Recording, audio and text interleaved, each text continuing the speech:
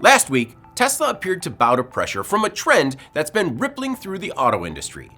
Recent wins by the United Autoworkers Union have sent wages up for plant workers within the Detroit Three, a boost that encouraged several other competitors to follow suit, including Toyota, Volkswagen, and Hyundai.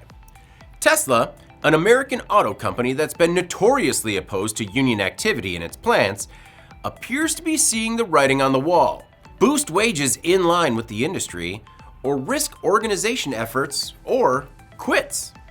Reports say that internal communication at Tesla Fremont has indicated that plant workers there and at other gigafactories would soon receive a, quote, market adjustment pay increase, impacting roles like production associates, material handlers, and quality inspectors.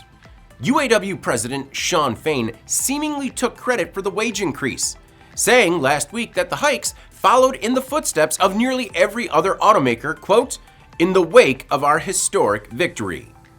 Bloomberg recently illustrated the pay gap between union and non-union automakers in the US, noting that Tesla, even prior to these wage increases, held a labor cost advantage over its competitors of up to $1.7 billion, which works out to about $2,700 per vehicle.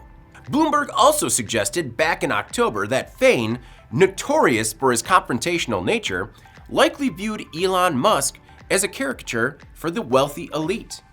Unionizing Tesla would be like a crown jewel in the UAW efforts, and a way of expanding its influence outside of Detroit, meaning Fain and company would all the more likely take a crack at the EV maker.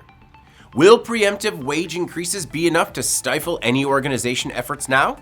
Time to watch and wait, but if we know Shawn Fain, he'll certainly, at least, give it a try. I'm David Manti. This is Manufacturing Now.